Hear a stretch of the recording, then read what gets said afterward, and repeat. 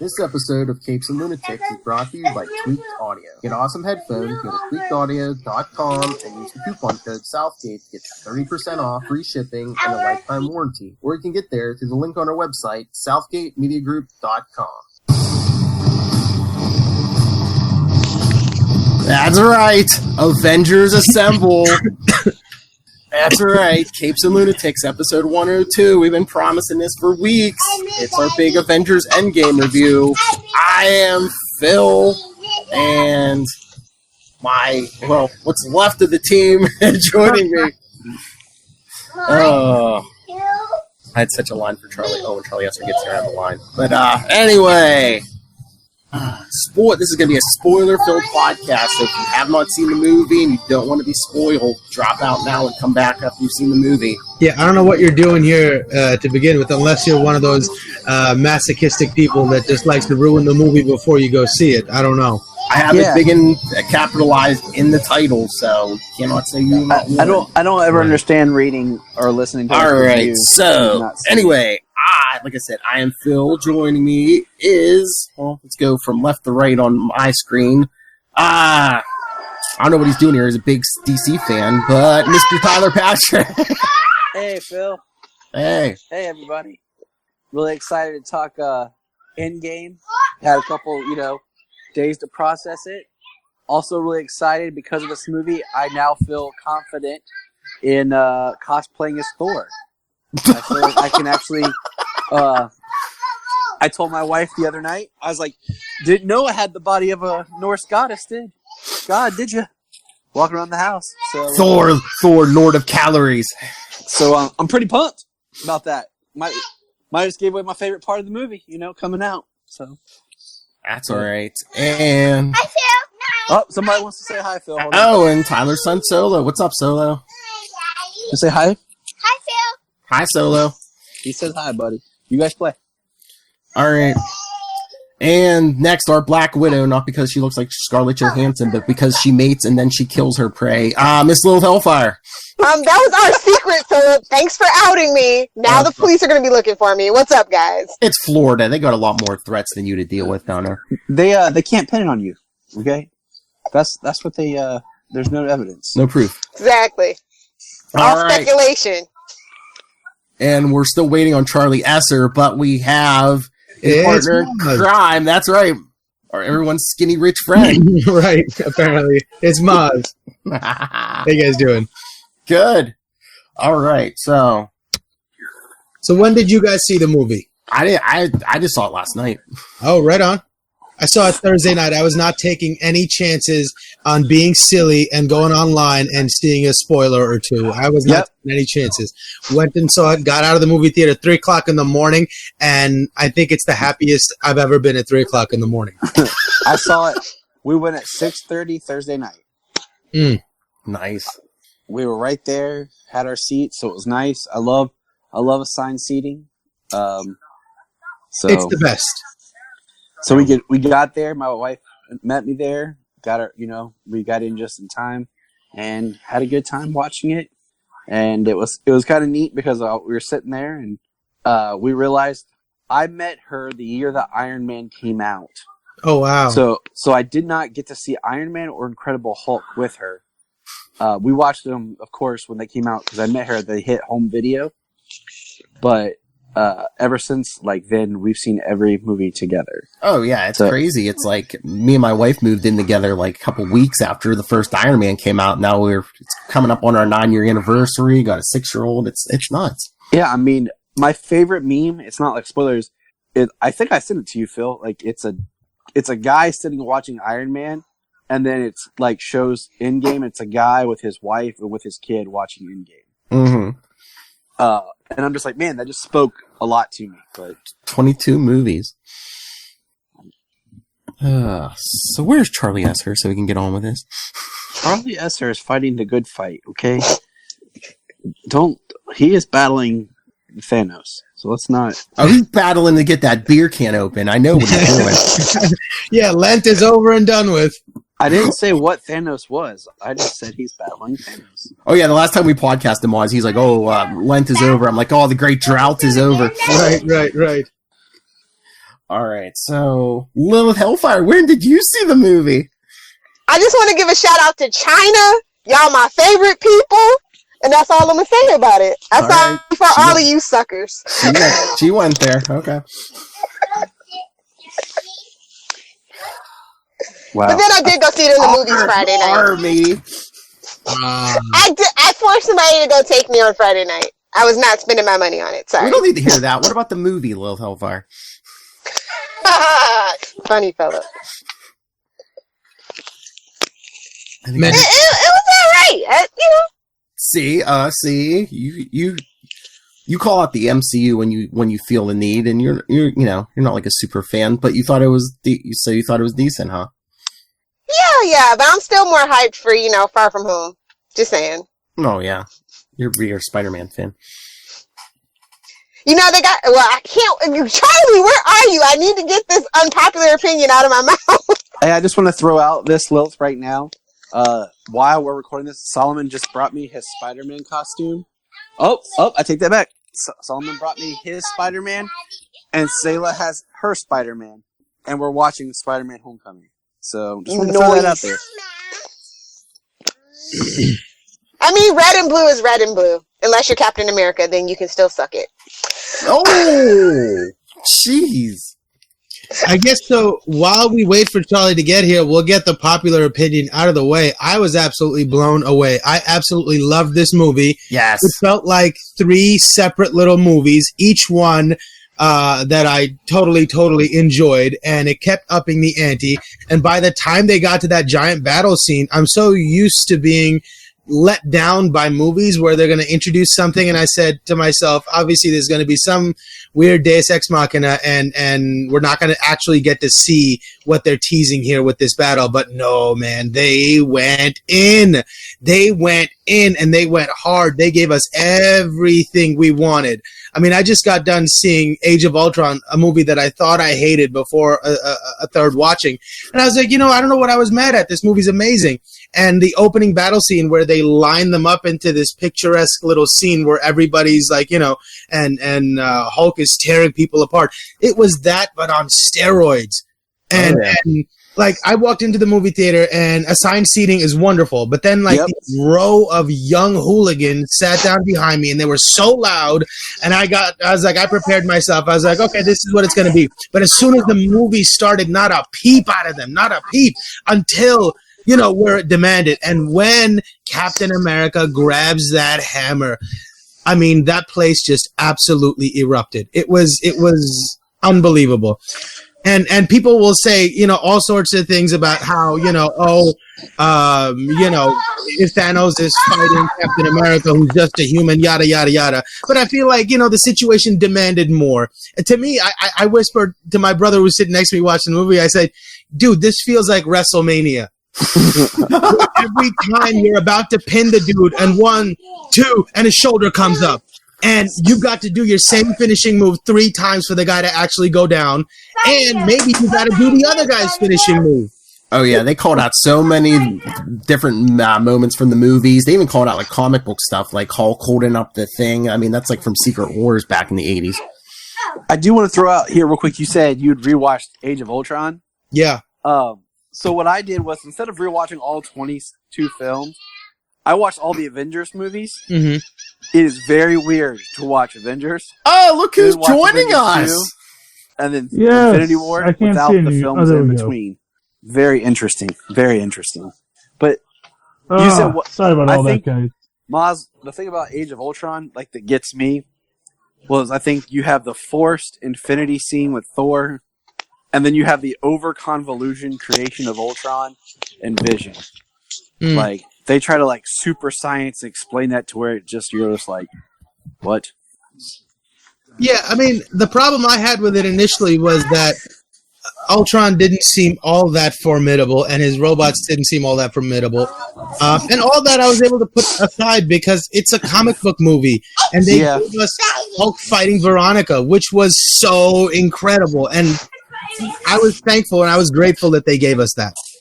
Yeah, I think once you like kind of get past it, they teased Ultron as being super scary as a villain, and then when we got to the theater, like in the movie, he wasn't as scary as he was depicted. All right. But- So, all right. I don't know. I thought Ultron was very scary. He dropped almost dropped a city on people. Yeah. It was just a city. It was Sokovia, capital city, not the whole country. Yeah, but I mean, like, he's survived. trying to wisecrack. He's being goofy. He's But making you just humor. created by Tony Stark. Exactly. Yeah. And that's what I'm saying about the over-convolution is, like, they're like, oh, he's got Tony Stark's personalities, and he's made from the Mind Stone. And But the one thing I found upon the third watching that I thought was interesting was it was a new consciousness that was blossoming. You know, he went through stages pretty fast, but he was still an adolescent and was prone to the impulses of an adolescent encountering the world. He felt bravado, he felt hubris, he felt, the piss and vinegar of youth. And that, I thought, what was ultimately his undoing, which I thought was really interesting and something I didn't notice the last time. All right. Well, now that our final panelist is here, I think I wanted to try to take this movie in order. Sir, who are you? Okay. Oh, hello. I am Charlie, the Professor Esser, here from Jersey. Sorry, you know what? My son this morning said, "Oh yeah, I have packets to do." So he actually started crying at the end of the movie, not just because of Charlie Esser. Until this moment, I thought you were Build-A-Bear. As you do. Maybe I am. To quote the great Rocket Raccoon, maybe I am. So we had some trouble getting here, but I'm here now, and my son is doing his typing. What'd you think of the movie? Here's what I got to say about this movie. I liked it, and however, I have to say it's a movie you got to see more than once. And I got the feeling everybody in the audience with me today had seen it before, because there were certainly a lot of different... There's a lot of reactions that the first time I saw it were a lot more intense when I saw it on Saturday. By Sunday, people were still having the reactions, but you could see that people were like, not as intense about them because they were exciting. Tristan, you want to say what you thought of the movie? Tristan, you're going to have to get closer if you want to talk. But anyway, no, okay, so you do that. He said it was a pretty good movie. Yeah. He was interpreter. And it hey. Yes, anyway. Yeah, Tristan, if you want to talk, come here and talk. You can talk if you want to come here. It'll only take you 2 minutes. Anyway, but as I watched it the second time, I caught that a lot of things that kind of bothered me, I realized they do touch base on in the film, like the whole time travel paradox issue. The Hulk is actually quite explicit in how they talk about time travel and about how you can't actually change the past. Well, yeah, like how they used to do it at Marvel, that you can't change the past. It just creates an alternate timeline, yeah. Well, no, because actually I don't even think that they're necessarily creating an alternate timeline. They did suggest you would create the alternate timeline if you removed the Infinity Stone from that time and that point in space. But that, although your reality continues to exist, it creates another reality where we don't have the stone. Yeah. Unless you return them at the exact moment that they left that reality. Which, I thought was very cool. I got more questions for you, Charlie, about the time travel. I want your thoughts on, because I understood that part, but the parts that bother me, that I'm still trying to wrap my head completely around with the time travel. One, this is all spoilers, okay? But you killed Thanos. The past version of Thanos is what died. So everything that happened, like with the Guardians of the Galaxy, in the first film, like where Thanos talks to Ronan, and all that stuff, he's no longer there. So they're creating an alternate timeline. Well, let me actually, you know what? This is actually my own theory of time travel, but it maybe exists elsewhere. And I'm cool with that. I'm just saying, that's the first one. Let me just throw out the three, and then we can. The second one is the fact that Peggy Carter got married and had children, right? So if Steve went back and lived with her, But that Okay. one's easy. We never see the husband. They never mention the husband's name. So who says it wasn't Steve all along? Ooh, that's a good idea. I mean, because they did mention him because he was. Oh, I don't remember where, if it was on Agent Carter or what, or if it was a flashback clip or something, because their husband was. Well, you're right. They never show him because she said he was one of the men that Captain America saved. And if you All throw, right. yeah, I'll let that one slide. Okay, I can And roll she's with a that one. spy, so she does lie sometimes. Right. The other one. and if it's a different name, he might have used the alias. You know. Yeah. The other one is the fact that in 2012, Sayla, 2012, Loki got the Space Stone back. So that would mean, did Thor ever take him to Asgard? Wouldn't that impact what happened in Thor: The Dark World? That's And everything that way, like because Loki slipped out right there. Well, those are the three now two that bother me: Loki and Thanos. Now, Charlie, go. Mm-hmm. Okay, so the theory here's the theory of time travel, that you don't actually travel to a past universe. You just travel to a universe that is at that point in that space-time. So the point in time that you're leaving from is the exact same point in time that you are... so essentially, imagine it like this. So let us say, if you think about the idea of a clockwork universe, and you have the Big Bang, and all of the atoms and particles go out and move out into the way they do, they are going to follow, because of everything that happened before, there's only their wave function is in a continuous state of collapse, so that there is always one reality at any moment in time. Now, this does not presume, this does not discount free will and things like that and all that philosophical stuff, because there is still probability in its unfolding. It's just that, in truth, time unfolds in a single instant, but we observe it as an ongoing process. In this idea, that moment in the future, if you were to be able to move backwards in time, you are not actually going backwards in time. You are moving to another universe in which you did not previously exist as two separate entities. So because you're bringing that data into that universe is now going to unfold differently. But every universe that existed before that, it continues just as it always had. So hold on. So you're going to an empty universe that was devoid of anything until you put something there. No. It's the idea that so imagine this. So that instant of the Big Bang, that instant is infinite. It exists as one point in time that is constantly expanding outward. Now, so if you go back to that moment, there's one Planck second of the start of the Big Bang. And that Planck second is just constantly there, constantly essentially repeating. In the next Planck second, that's the universe of that next second, and so on and so on and so forth. As you go back, it's like, you think about it like a billion, like you would draw it if you were doing this in a comic book, as like a bunch of little bubbles going backwards. So when you go to that next Planck second in the past, that's actually a different universe that is now unfolding on its own path through the time stream, because there's a constant Big Bang at the start of the time stream that gets everything flowing. So because it's constant, every second is a new universe. So I think the question at the heart of it here is, are we screwing with somebody else's timeline to get what we want?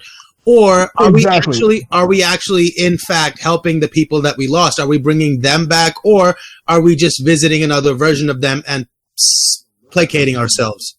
So that is what the Ancient One said. That basically, when you go back, you bring back everyone in your timeline. Uh-huh. But here, this universe doesn't have it. That's why you had to go back and put the stones back. Put everything back. Now, the question with Loki is, because he does have that space stone in 2012, yes, that is going to alter that universe dramatically. However, that is not going to affect the future. That's just going to create an alternate timeline. And although Loki getting the space stone or the Space Stone back in his hands is certainly problematic. It is not a Thanos level threat per se. No, but it just changes the timeline. So I wonder if they ever want Hiddleston back, if they can like have the alternate Loki like come to this timeline. Well, that's what I wonder about the whole Loki series. I think a lot of that's supposed to be flashback, but but and not for nothing, as we always say, it's different for gods. And yes, that is intentionally their little get out of Loki dead free card. And all the fallout from this that we're talking about, I think we're probably going to get to see in future movies and future TV shows. So all these questions, I think, will be what they have as fuel to create episodes with. Well, yeah. I mean, here's the thing. They left it as an ending, and they created this great ending point for it. But at the same time, as my point is that when we get to Avengers 5, Electric Boogaloo, what we are going to be dealing with is the rise of Kang. The rise of what? Kang the Conqueror. Kang the Conqueror. Time traveler.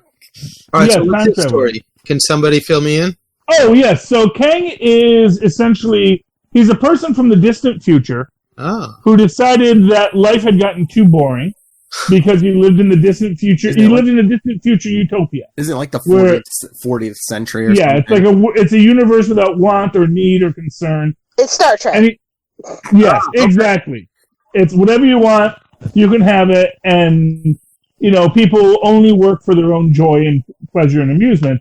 And he was like, "Oh, I hate that. I wish I could go back." And the only adventure we have are these old westerns we watch. So wait, is his intention to come back here and use the world as an amusement park and enjoy it? Or is his idea to come back and wreak havoc for some... Well, his goal is to conquer all of time before the 40th century. Yeah, because he'll travel to different time periods and like try to like conquer, Yeah, so... Reverse Flash much? Yeah. So he goes back, like his first time he goes back is Rama Tut. And to ancient Egypt, yeah. Okay, Vandal Savage in that case. Okay. He fought the Fantastic Four in ancient Egypt. He fought the Avengers like in the 20th century. So. I'd watch that movie. And for him, as another, that's their hope. So the biggest question with regard to Cap coming back as an old man, because if he stays with Peggy, arguably. There's two possibilities. There are two possibilities that you can have with this. Okay? Because remember, he can jump around that time stream as much as he wants. He lived out an entire universe with Peggy. Mm-hmm. Or possibly not. We don't actually know if they stayed together or not. We just saw that they had a dance.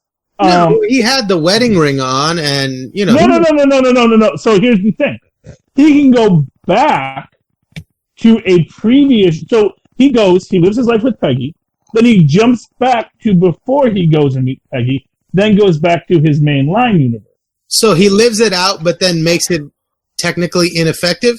Couldn't he have? No. Couldn't he have jumped back and stayed in the main universe? Because if he kept his head down and didn't like alter any event, I mean, that's a question. That is possible. That is arguably the theory. Although I think, unless we're using a closed loop theory of time, which means that he went back because he always went back. Yeah. Then naturally, and then you have to go into this idea that Cap let S.H.I.E.L.D. become infected by Hydra. That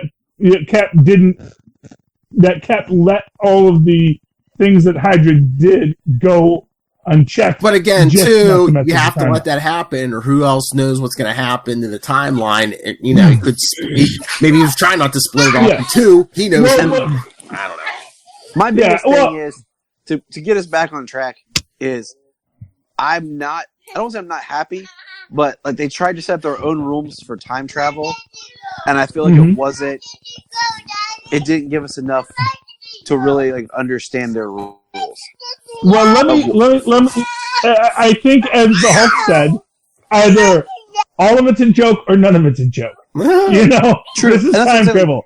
You have to roll with it, and is like we're not given enough like rules of time travel like other forms where we can really feel like we can debate things. It's just kind of like you just gotta kind of go with it and accept what they're doing. Well, just remember, Back to the Future is bullcrap.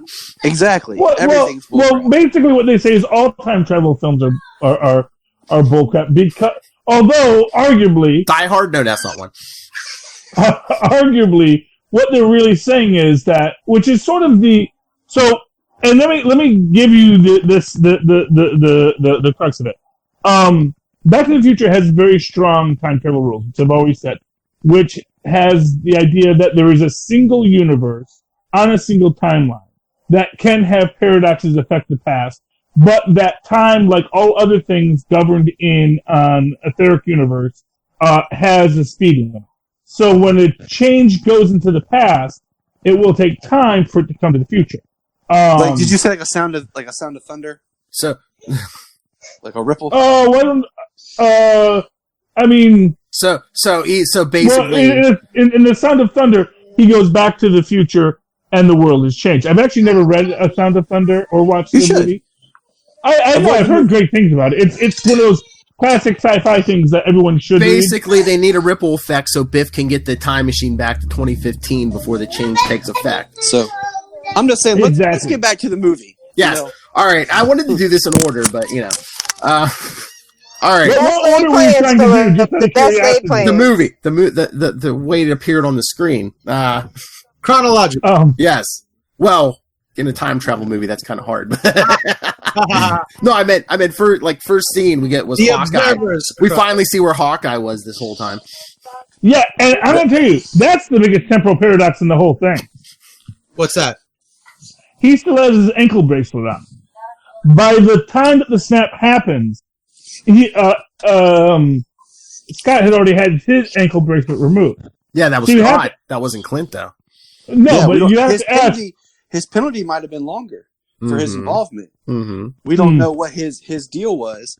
Also, because Scott just jumped in and helped them at the airport. I mean, Clint was there for longer. He went and got Scarlet Witch out of Avengers headquarters and was battling with Vision. Okay. So yeah, my other question. The argument is he had a longer. I don't remember how long is the time elapse from when. Do we say at the end of Ant-Man? Is there any kind of indication of how much time has passed at the end of Ant-Man 2? How much time has passed when we get the scene of all of them, the post-credit scene? Oh yeah. Is it just hey, it's kind of like the next day, after he's released, after he gets it off, or is there any kind of indication says 6 months later, 3 months later, or anything like that? I don't recall that. I do think it's supposed to be relatively immediate after the adventures because it seemed within days. It seemed within days, and that kind of makes sense though. He was there for 5 hours, but he showed up and it was 5 years later. Is that what you mean? No, he means no. At the end of Ant-Man and the Wasp, but how much between the end of the movie and the end credit scene in that movie? Yeah, because that would fall in line with the Hawkeye stuff because he just got his bracelet removed, and then like you said, Hawkeye still has his. So it's relative to believe that it was close for Hawkeye to get his removed or not. Yeah. I love the opening scene of Hawkeye. With his family, just the way they do it, because you don't see them disappear. So I just wonder if his turn. I just wonder if his daughter's going to be Kate Bishop. Quote unquote. Man, you're making it hard to go in chronological order here because the most fascinating.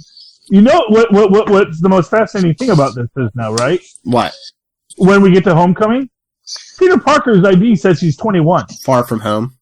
So okay, so here's if we're gonna jump ahead, my thing is, did Ned, Peter, MJ, Flash? They all must have got snapped. All must have got snapped because does that mean does that mean I'm watching Homecoming right now and I'm trying to figure it out? Yeah, all the kids we see are probably had to have been snapped because they're all the same age still. Here's my question. Was he a freshman during Homecoming? I believe so. I think so, yeah. And she was a junior or a senior. Because he has to be. Because wasn't you think about it, to that school? I'm thinking Infinity War takes place 2 years roughly after Civil War. That's your 2-year gap. Because they mentioned because Homecoming and Black Panther take place immediately after Civil War. So that means that in Infinity War, Peter's a junior, So that means when he gets back, he's back to being a junior/senior from Far From Home. Because that's right. what I'm putting my time together because I'm like, wait a minute. That means that everybody had to be snapped. That's the weird thing, because I know they wanted to keep Tony's daughter. Again, spoilers, but it's like, if you don't, if you don't revert after the snap, if you don't erase that 5 years, now it's like people came back, and it's like like Ant-Man. Ant-Man has it worse. He missed 5 years of his daughter. Oh yeah, the daughter age, and he didn't. Yeah, in the most. Yeah, but here's okay. Quick thing. Remember in Homecoming how we have Betty Brant at the school with them in high school?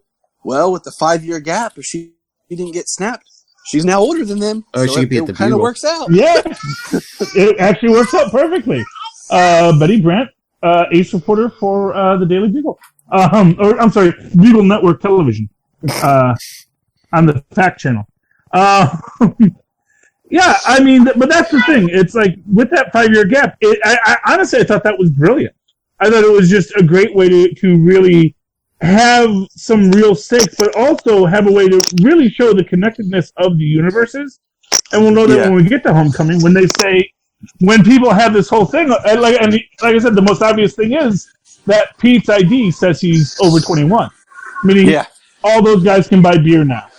Well, I think also it helped give power to when Ant-Man's like, for you guys it felt like 5 years. For me, it was 5 hours. So right there, just helped establish a little bit more. If you had not seen Ant-Man and the Wasp, like my wife has not, that what the quantum realm means. It just kind of like, oh, okay. So it kind of gave validity to we experienced time.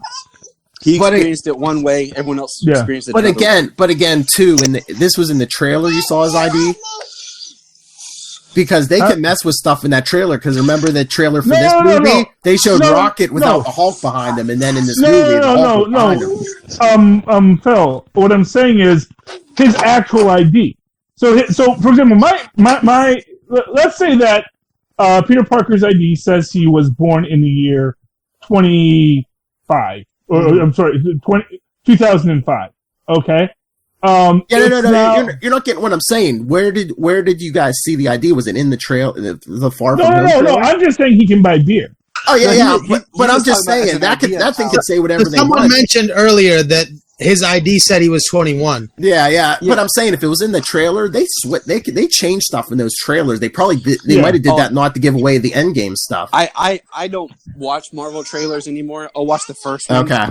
And then after that, I'm done because like you said, they even admit they change footage, they alter stuff. They did it for this movie. That when Rocket walked in to see Thor. How often do you complain that they show too much in the trailer? I agree. I just don't want to be shown false information. That's what makes me mad. Spend my imagination, let it go wild, and then show me. I don't mind it. See, I don't like it because then it's just another way of leading me into like, oh man, I thought I was gonna get this scene and I didn't. Hence, Avengers seeing the Hulk run behind all the Avengers. Right. Because let's think about this real quick. In 2 movies, we got nothing from the Hulk as far as Hulk action. We got him fighting Thanos. No. Yeah, we got him fighting Thanos. And then that's it. Yeah. Because then we also get him fighting Banner. And that's the psychological qualities of the Banner-Hulk dynamic, which is what a real Hulk fan is looking for. That's why nobody You want to liked get Ang inside Lee's that Hulk. Hulk brain. That's why no one liked Ang Lee's Hulk. Nobody wants to see him fight Banner. But he did nothing. I did. If they do it right.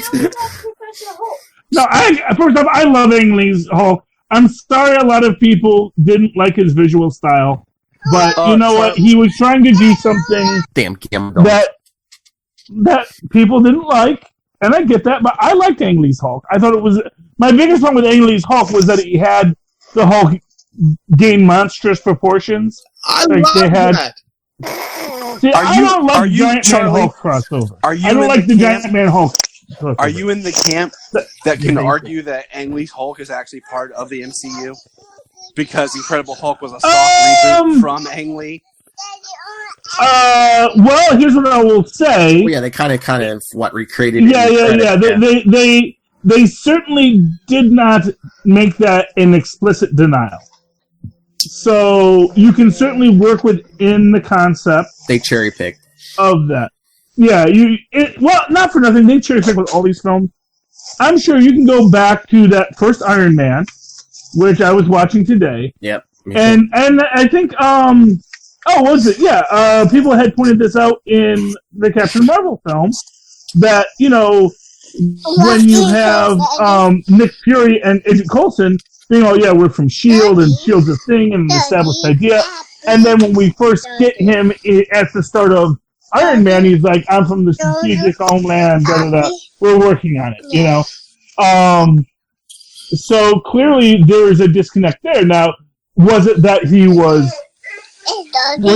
S.H.I.E.L.D. was a new organization in Iron Man 1, which we know it's not, but maybe for whatever reason he was just playing that and it was kind of a organization, but clearly people knew what S.H.I.E.L.D. was in Captain Marvel because they're in Captain Marvel, did they say S.H.I.E.L.D.? Did they say S.H.I.E.L.D.? I've only seen it once and I cannot remember. Yeah, they do say S.H.I.E.L.D. Yeah, when Fury whips out his ID, doesn't he say S.H.I.E.L.D.? Yeah. Yeah, and Captain Marvel makes my point about branding. And actually, I think Nick Fury makes a point about branding, too. Just because we know that, it was the strategic science research. Yeah, it was the original strategic reserve. So I just couldn't remember, maybe they were still experimenting with it, but back to the end game. But speaking of Captain Marvel, what about that scene when she rescues Tony and Nebula in space? Which is great. I mean, it makes sense because nobody else has a ship at the moment. We know that, I've had people ask me, do I have to see Captain Marvel to see Endgame? And all I say is, remember at the end of Infinity War when they're calling for Captain Marvel? Yeah, she showed up in the post-credit scene of her own movie to the Avengers. That's all you need to know. Yeah. And really, she's kind of self-explanatory. Yeah, I wasn't sure if they were going to repeat that scene in this movie or not, but I was like, oh, good, they didn't. I like that they don't repeat the post-credit scenes. They're always kind of like a standalone. Mm-hmm. Yeah, this ain't the X-Men after all. Oh, I gotta say, Dark Phoenix looks amazing. Let's not go there. Back to the end game, Charlie. The trailer looked better when I saw it. Yeah, that could be another podcast we all do because it is worth talking about. Oh, we will. That's tangential. Yeah. But they get Tony back and he freaks out on Cap and everybody, and then they decide to Well, he was pretty sick at the time. Yeah. Oh, yeah. But I'm always being honest. But well, no, he's not being honest because the reason they didn't get back together was because Tony didn't call him. So when Tony's like, hey, we were supposed to stand together. It's like, and it was like, and I'm waiting for Ben. Well, no. I can't tell you to call him. I know. But he's also saying you didn't side with me. That was his point. Yeah. Right. He said, you could have signed the accord, and then we all would have been here. Right. And in Ultron, when he's trying to put together what he calls a shield around the planet with his iron, Legion, the drone robots, Cap was against him, and that's what he was trying to set up, a shield to something like that. But that's kind of like saying, to the guy who just went through Hiroshima, why are you so anti-nuclear weapons? It's like, because we just did this, and we had a whole movie about it, and all of humanity nearly died. 2020 hindsight, Charlie. Yeah, I mean, you got to give him, that was him saying, I was right. Saying goodbye to his kid through a helmet and being saved and gone to your death when he gets back. Okay, he's not saying goodbye to his kid yet. He's saying goodbye to Pepper. He does. Oh, that's right. He said goodbye to Pepper. Because that was before Morgan's only 4, maybe 3. She's very precocious. It's hard to tell. I would say she's 3 to 4. Because him saying goodbye was him saying Pepper because that was before the 5 years. Because then they gear up and they go for Thanos, and Thor finally goes for the head. Well, which was awesome. Actually, no. First he goes for the arm, which is the right thing. And going for the head, it was kind of like moot at that point. Well, death penalty. How many people did he kill? But if you look at it like this, Charlie, like you just said, had the 3 main Avengers, not the main Avengers, but the 3 they focus on, Thor, Captain America, and Iron Man, had they been together when they first fought Thanos, maybe they would have had a better chance. And one of them could at least held Star-Lord back. Except for the fact okay, if you really want to break this down, But I mean, that's Stephen kind of Strange gets Tony Stark because the Hulk asked for Tony Stark. But even then, I'm saying, like, had they been together, that's the whole point. They were I see what Charlie's saying. Well, yeah, but no, what I'm saying is logistically, they wouldn't have been together. The only reason why Peter Parker shows up is because he happens to be on the bus at the time. We're all gonna die. If they hadn't had the Civil War, that's the whole point. If they hadn't had Civil War, if they hadn't had the Civil War, Cap would have been in upstate New York at the Avengers compound at this moment. And then they could, because he lives on base. We don't know. But the whole idea is, from Civil War, it splintered them, that they were always destined to fail until they got back together and unified. That's what the director... I thought what Charlie was saying is Doctor Strange, at that point, when they went and got Tony, they could have went and got everyone else, too. I mean, with Strange's magic, they could have got Cap from anywhere in the world. Well, yeah. But I'm saying that's an interesting aspect of this whole story is that Stephen Strange could have gone home at any point on the rocket ship. Oh yeah, eating them back from the. It's like it's too dangerous. But he's like, well, let's let it play out. Let's let it play out. Thematically, the point was from Civil War. The directors have even stated the idea was they were going to lose because once they splintered and once they fell apart. They lost 14 million times. There was only one. But again, what you're saying is the answer was that Cap should have sided with Tony, not that Tony should have sided with Cap. No, I'm not even saying that. I'm just saying you're just saying they should have been together. Right. Well, yeah, and whose fault was that? Because who reached out at the end of Civil War? Who sent a cell phone saying, if you need me, call me? I'm not against that. I'm just saying, but their own personal hubrises. Like either Tony's or it's both of their faults. Well, no, I'm saying it's 100% Tony's fault because Tony didn't reach out. Tony didn't. I mean, technically, he had the phone to dial out, but the whole point was they couldn't work through their problem. But once they were unified again, it was a different story. And that's the theme, is they had to be unified for however it was going to play out to work. And not for nothing. And here's your deep, dark aspect of this whole thing. Where's that Iron Legion? I signed the accord so that we could have, a united front, but he still didn't get his Iron Legion. No, he signed the accords. He signed the accords to get the government off him so they couldn't prosecute. That's why he signed the accords. Yes. And the government, and what Cap's point was... keep him in check, because the whole point is Tony Stark that was Cap's point, was that the government was a far stronger check on them. And that's why they signed, is because Tony felt guilty for what he did. And he needed somebody to keep him in check. And that's why he signed the accords. Yes, but what I'm saying is that his choice to sign the accords was as much something that kept him from protecting the Earth. Right. That's the whole point. By signing the accords, you gave up your ability to do what you want to do. What my point is that it's all Tony's fault. And he's trying to blame other people, as many people who feel insanely guilty about their failures will do. At least the two of them were on the planet. Thor was off somewhere getting a haircut. A haircut fit for a god. Well, not for nothing. As Captain Marvel said, a lot of places don't have you guys. Mm-hmm. There was a lot of people who needed Thor's help. Where the heck was Tony Stark when Asgard's getting destroyed? Like, he could get there. Unless Thor came and got him, how the hell's Asgard? Yeah, I mean, fair enough. Well, actually, Thor got there pretty easily. So I'm just saying. Magic hammer. Yeah. My his point hammer is called the Bifrost. Yes. That was my favorite Bifrost thing. At that point. The Bifrost was working at that point. Everyone keeps talking about how the time, you're changing timelines and stuff. Well, I guess Cap must have took the hammer back at the exact same point they left, but I was like, he did. At some point, was there Thor in another timeline who's like calling for his hammer? I'm like, where the hell's my hammer? God, it's not coming. But I mean, you would think so, but because he put it, he took it back at the same time.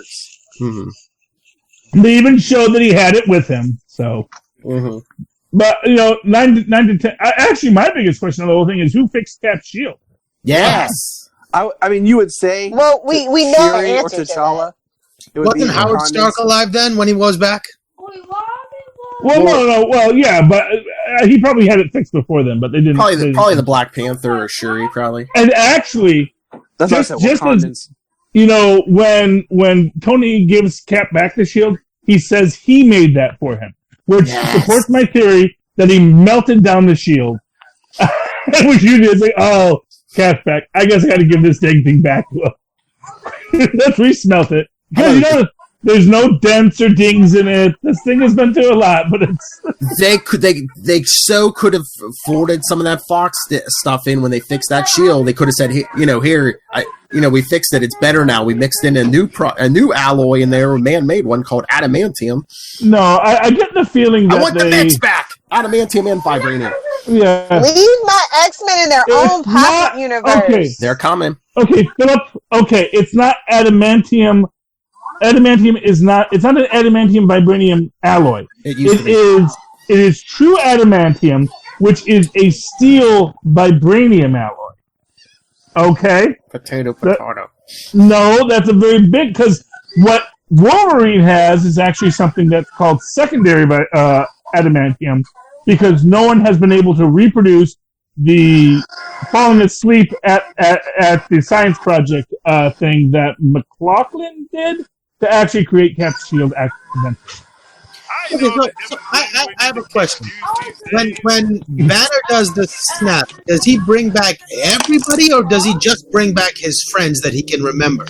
He brings back No, he brought everybody. back everyone, I'm pretty sure. So the whole universe. Yeah, because he didn't know Ned, so He Everybody redid knows what Ned. Thanos did. It was the magic lamp. I think they said, as soon as you get that gauntlet on, just think, hey, bring everyone back. Boom. yeah. Although, man, let's just say for a moment that Tony was being real restrained there at the end. Everybody who's evil. Well, of course, he might not find himself in a good spot then, but still. Yeah, but then it's going to be like, well, really emotional reaction to Tony Stark, Charlie. Yeah. Well, here's my question. Just saying, how come the Hulk's man makes his money off what? I'm sorry, what? I was going to say, how come Hulk's arm is all melted after he used the gauntlet? Shouldn't Tony Stark's arm have been gone after he snapped? Yeah, No, because it's still encased in armor. It's burnt. I think he should have back got jacked off. up a little bit more. Maybe. No, I mean, the armor off, it might be all shouldn't the armor and the arm been gone? Well, unless now it's fused to his... Actually, what Tristan said at that time was, is his armor fused to his body now? No. It's the nanite. Or it might have burned on the inside and the armor's strong enough to like repair it, but on the inside it's just charred bone. Yeah. Well, we don't know if it was melted to his hand when his... All right. So after they behead Thanos, they jump ahead to 5 years, and we get the real hero of this movie, a rat. Yes, Master Splinter! Master It Splinter has been saved the day. officially confirmed, so It's been we're confirmed? getting a Teenage Mutant Ninja Turtles Disney movie. All right. There we go. I think it was Bran Stark seeing through the eyes of the rat and saying people needed help. Oh, and you know what? He is part of the Stark family, so he certainly would have been able to do that. Yes. I think that...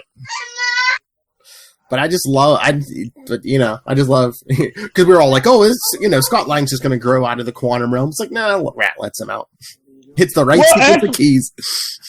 You know what? If nothing else, it also really makes a great point about the limitations of the Pym particles and the fact that they had limited Pym particles left, which actually freaked me out for a minute when I was thinking about it. Wait, how come he's growing and shrinking again? They only had so many Pym particles. And I went, Cap stole more than he needed to get back. Mm-hmm. Cap cleared him out. But also, once they brought Pym back... Yeah, Pym could have made more, yeah. Because he's there at the funeral of Tony. So No. During the battle. They just brought Hank Pym back, and Hank Pym came back in San Francisco. Mm-hmm. So he's not at the battle. That's the thing. It's like, none of those guys, they didn't take hey, get the geriatric people back here for the battle. Oh, I got you. Unless Scott was counted. Yeah, no, he clearly brought extras with him, and that's why he's able to. That was the thing that I thought that I liked best about seeing this film the second time, was that all the things that I was saying, that's a problem, I realized, no, they actually do kind of address that. They actually do touch on that. they're very good about their plot holes at Marvel in an individual movie. Movie to movie, they'll let a plot hole. I mean, there's 22 of them. Yeah, with different directors. Yeah.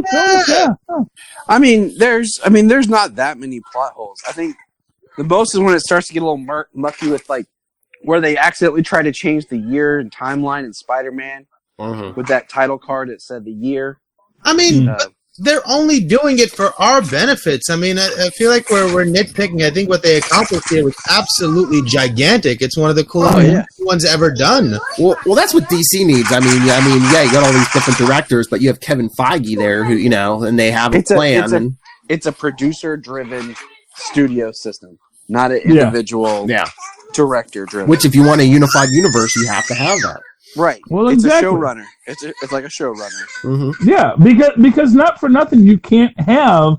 And that's the problem with the idea of the Zack Snyderverse. Not that there's anything wrong with Zack Snyder, but when you just put, No, there is. well, I'm trying to be defensive. I'm trying to say it's not something necessarily against him. I'm just saying if you only have one director, because even Joss Whedon by Age of Ultron, they're like, let's send in they want to send in a relief pitcher. It's like baseball.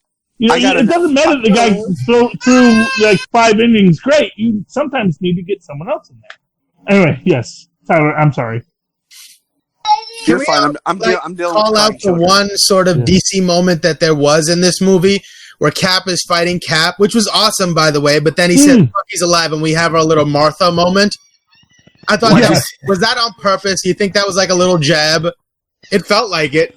Well, here's what I'll say, because I love that scene, because it is something he's doing just to get him to react, and then but then unlike Superman, then not just like snapping Superman's neck. Well, Superman doesn't do that, but the idea that yes, once it happens, then Cap kicks himself in the face. And then uses the thing to wipe that memory card. I mean, I don't know if that was a jab at DC. I just took it as like, he's the MCU ship, so I took it as like fan service. That too, but I was just thinking, because they were calling out everything, but too, I thought as he's sitting there getting choked out, he's like, what's the one thing I could say to myself that might shock me and make me stop for a second? Yeah, exactly. Yeah. But I could do this all day. Yeah, I know. Which I loved. And I'm glad that he didn't say that again later. Yes, that little bit of restraint went a long way. Mm-hmm. Although we did finally get him to say Avengers Assemble. Yes!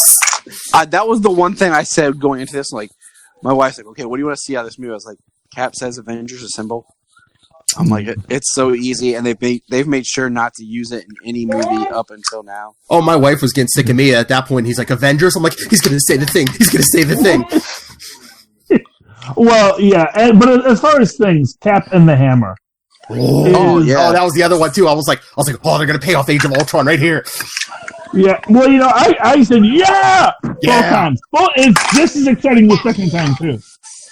When Cap picks up that hammer, because he was always worthy. You know. Also, the other thing was, if you ask, like, who decides who's worthy, it's the universe making an equation out of what's possible of the variables that exist in the universe in reality right now, right? So in that situation, with everything on the line, perhaps the universe's equation was that he was worthy enough for that moment. And maybe he earned it, I don't know. But I'm willing to go with that. That's enough for me to say, okay, he was worthy enough to, in that moment, be able to pick it up. They've actually discussed that a few times in comics, because, like, there's one where Superman lifts the hammer and then he can't lift the hammer. Superman? And Superman, yeah. As a crossover. Yeah, it was in a crossover, yeah. And Odin says, sometimes it makes exceptions. Which I thought was like the biggest freaking cop out ever. No, Superman is totally worthy to wield Thor. But I think it speaks to the movable nature of the variables that decide that equation of what is worthy or not. In certain moments in time, that worthiness is dependent on the universe it exists in, I do think it's an equation. The way they've always played it with Thor and stuff, I always think it's like a numbers game. It's like, have you made more unselfish decisions than selfish decisions? Yeah, but at the end of the day, I think that Cap is worthy at his core. Oh, yeah. I think that. Yeah, exactly. Well, I don't know if he's never faltered, but I know that. Here's what I'll say. Cap is the kind of guy. To his code. He's never faulted at sticking to his code. I'll give you one scene. I'll give you one scene that portrays it the best. In First Avenger, when he throws himself on that grenade and he thinks it's a live grenade. Yes. Exactly. Yeah. Well, yeah. And you know what? That's a great way for him to be. What I will always say about Cap is it isn't so much that there's this great line from Abraham Lincoln when just as they're about the basically my head. we're in the middle of Civil War, and one of his cabinet secretaries say, and he says, and God is on. Just remember, Mr. President, God is on our side. And he says, I don't know if God is on our side. I just hope that we are on his side. And it's this idea that Cap probably has made mistakes, but he is willing to admit that he does not know anything. He's willing to accept that he has made mistakes and is willing to work through mistakes. And I think that makes you more worthy than anything. I think the worthiest thing you can do is to say, oh, I was wrong. Or, the choices I've made have not been the best ones, and I need to do better. And I need to overcome my own selfishness. Well, yeah, because until the end of this movie, he spent his life in service to everyone else. Even after the snap, he was running that support group, which I was reading after the fact. I forget if it's either Joe or Anthony Russo. One of the Russo brothers was in that. He's the guy who's talking about his date. But does anyone know who the older guy was? There was an older guy there. He Starlin? Jim Starlin, the creator of Thanos. Yeah. Oh, okay. Well, that's cool. Well, and not for nothing, just a delightful idea that Captain America is running a support group for about 5 people. Well, that day there could have been more. There could be. No, but it's just the idea that. Well, no, it's the idea that Cap is being this man of the people. Yeah. And he's just volunteering at the local, YMCA, running the support group for people that have, that are dealing with the snap issue. Well, I was thinking about this too. I mean, the only bright side to the snap is, you have to have half the population, but you've probably cut the crime rate in half too. I love Cap. He's like, man, I saw a pot of whales on the way over here. You can say what you want. The oceans are cleaner. Yeah, well, I mean, that is the. Yeah. That was Thanos' point. And my first thought was when they showed the Statue of Liberty with all those free boats next to it. I was like, man, it's a party. Yeah, free boats. Yeah, but some of those neighborhoods were pretty trashed. It seemed like they were just abandoned. Well, and not for nothing. The whole thing with Clint is that it was not. It's not like half the criminals disappeared. It's half the people. And in the event that half the people disappeared, a lot more people might decide to become criminals. True. Just because half the cops disappeared. And that seems to be what Hawkeye's dealing with. Is that these and that seems to be what the entire Avengers thing was. It's like, if anyone's going out, if anyone thinks that this is a free pass for them just because half the universe is gone, let them know that the Avengers are on the case. Okay, well, here's my problem. I know it's a comic book movie and everything, but at the end of the movie, Hawkeye just gets to go home to his family. I mean, I know everyone he went after were probably horrible criminals, but he killed how many people? Yeah, but he doesn't have to answer for that. He's the purple arrow. Is how I think that. He was probably still on parole when he killed how many people? Yeah, but according to what records? Exactly. True. Track. They don't even know who's supposed to be that's true. Nothing. Because besides Cap and Widow, did anyone else know he was out there doing that? I can see. Yeah. In fact, they even said, probably another rival gang. When they're saying, we know it's Barton, but the federales are just saying probably there's no another proof. Gang. Yeah. So it's like he knows, and he has to deal with that weight for the rest of his life. And we'll probably get mentions of that in our new upcoming Hawkeye series starring Jeremy Renner? Whatever his last name is. 2 R's, Renner. No, it's an N or an M in the middle. That's what I always get lost on. Is it Remmer or Renner? No, it's N's. It's Renner. But yeah, so after Scott... I'm back, guys. I'm back. Sorry. Okay, that's okay. Yay! But anyway, so after Scott comes back and tells them his wacky idea he had, and they're like, and Cap's like, a time machine? No, okay, I guess a time machine. Yeah. So they go see Tony Stark and see the daughter and everything. I was upset that I got no Lewis in this movie. Yes, I know. Yeah, we all were. Man up. I was really, really looking forward to a Lewis cameo. Just a cameo. Oh, we did get Korg. Yeah. I was going to say, don't worry, he'll get his own series eventually. I hope he deserves it. Petition Disney started. Recaps with Lewis. No. Charlie, the What If series, instead of the Watcher, you make it Lewis every time. Okay, so here's what happened, man. Oh, Luis, yeah. bro. Luis. Okay. I work with a guy whose Luis name is or Luis, Lewis? but everybody calls him Lewis. And he gets on his nerves. But yeah, spelled the same. But like, I love the daughter Morgan because, like, you know, when Tony figures out time travel, he's like, "Oh, S word," and she's like, "S word." And he's like, "What?" Yeah. Oh yes. I love that scene. See, and that just shows that he's being too restrained with his swearing at the house because Language. you know. Oh, Cap wasn't. yeah. What happened to Cap? Well, exactly. But I'm telling you, like, Let's go get that SOB. Unless that's a new word they hadn't heard up to that point. Also, don't forget, Phil. He says, "That's America's ass right there." Yes. Well, it was America's ass. I think that's something we can all agree. Yeah, wasn't that it and not another teen movie? Yes. Was that not another teen movie? I don't know. I have not seen he that was the movie. one wearing the whipped cream. But I mean, Oh. like that comment. I've not seen that movie since it first came out. I haven't. Oh, okay. I didn't realize that was a reference to another movie. There's a meme for. I don't know if it was a reference, but Oh, well, then why are you saying it is? Yeah, Phil. You just why was he like naked with whipped cream on him? That's what Who was? Paul Chris Rudd? Evans. Chris Evans. Chris Okay. Evans. Was that not another teen movie? Or was that Yes. It was not another teen movie. Wow. okay. No, Maz, not wow. What? No, maybe it was. I don't know. I didn't remember that, but now I'm like, shit. Wow, yeah. Oh no, it is. It's him. It's straight. I mean, it's Chris Evans. I know that much. Chris Evans has had a very long and storied career. Just like in not another teen movie, the foreign exchange student was one of, I think, the Wild Force Yellow Ranger. So if any Power Rangers fans were out there, they got a little surprise. Are you sure that was not another teen movie and not one of the movies that it was parodying? Charlie, yes, we're not going by your memory. Charlie, I'm a walking IMDb. Okay, I'll take your word for it. Okay, yeah, but yeah.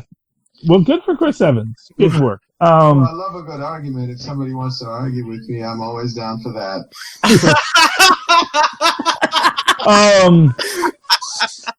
But yeah.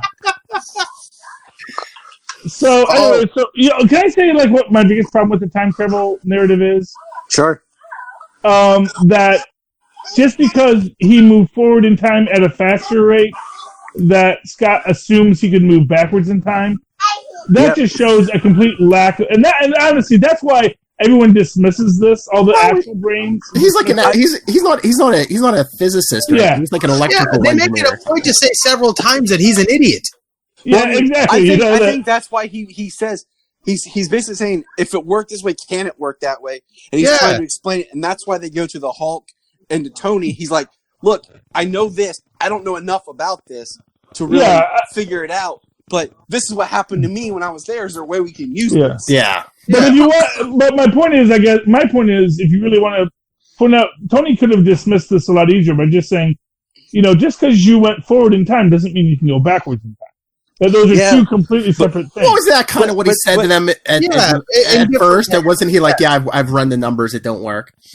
But then it goes. I always think back to Dr. Manhattan when he talks about how we perceive things as moving forward and backwards, and it's not really moving forward and backwards. Time is just elusive and moving. Well, it goes back to the rules of time theory. I want to say like my problem coming into this movie was I didn't want it to be we fixed everything. I wanted there still to be consequences and like stakes because. Well, there was. I also thought they were going to take it back to the right after Thanos snapped, and they didn't. Right. They left 5 years. And that's what I'm saying. Like that was like my fear going in, was, they're just going to fix everything. But no, there still was the stakes of course, certain people's deaths, Tony, Black Widow, but the 5 years really does linger on you. It's like, we fixed it, but it's not perfect. It's like, we didn't fix everything. There's still a you price show being up, paid. you get back to the world, and your job isn't there. And not only that, but the organization, the government, or the company that job existed in doesn't exist anymore. So there's a whole lot of catch up that people need to do to get society back on. I think or even like Scott Lang, you come back and relatives have aged up 5 years. Right. That's the best character to kind of look at how you would experience it. Is all of a sudden, you're back or your kid's back and you're older. I was going to say the age gap between you and your kids might not be as big. Actually, you're going to see this. You're going to see this in Homecoming. I guarantee you, because it is going to be this idea that Peter and some of his friends are still teenagers. And as an example, I don't know if we've seen. Have we seen? Yeah, we've seen MJ in the trailers. So. That's why I said Ned, MJ, Flash. They're all So I think so they could all be now friends because they're all snappers. Yep, they have a shared experience and a bond that other kids, like you said, that have already graduated. I keep on calling it Homecoming. Yeah. Well, exactly. They have all graduated and moved on. I mean, Betty Grant's working at the Bugle now. We don't know. Like, there's some people that we don't know what happened to them. We don't know what happened to Aunt May. Did she get snapped? Or I was going to say, if they want to keep the age gap, they could say she was snapped too, because we don't see her till the funeral. Hey, did anybody did anybody recognize originally who the kid was at Tony's funeral? Oh, no, I had to look that up. Who was it? It's the kid from Iron Man 3. Who is it? But wasn't that supposed to be? Too. The one who gives him the Hello Kitty watch. Yeah. Yes. That's him. I thought that was great. But when I found out later, that was just beautiful. I did too, because I kept thinking to myself, who is that? Who is that? Oh, yeah. And then I actually had to read it somewhere. Because oh, wow. Because, of course, the actor has grown up. Puberty is a force of nature. And I'm like, that's great, because I feel like Iron Man 3 gets left out so much. Like, the events of it, the themes of it. Okay, wait. Okay, we're almost there. I need to drop this bomb on Charlie Esser, because Charlie Esser's going to cry.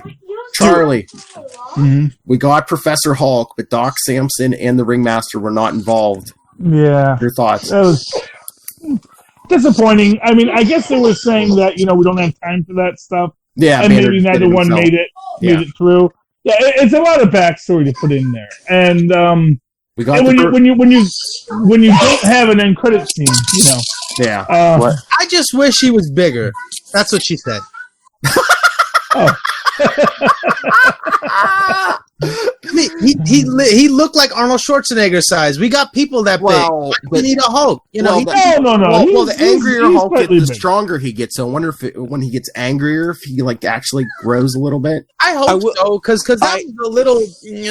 No, I don't think. I don't think he's as short as you think. I think what it is, and it's all camera angles, and it's just he's in more of a relaxed state. Made in the computer. And Maz, he's wearing a shirt. No. Maz, most of the time he's wearing a shirt too. You're not used to seeing him when the Hulk runs by, they seem about the same size. A little underwhelmed. Well, I mean, think about it when the Hulk goes back to 2012, and we see 2012 Hulk go by, he's bulkier, he's bigger, and that's the point. Is Professor Hulk is smaller, in thickness and in height. Have to make him so much smaller. I'm thinking it's the mood. It's the mood, because old Hulk's only going to rage. I did not really like the Hulk in this movie. Yeah, I mean, okay, I like the idea that Banner can control him.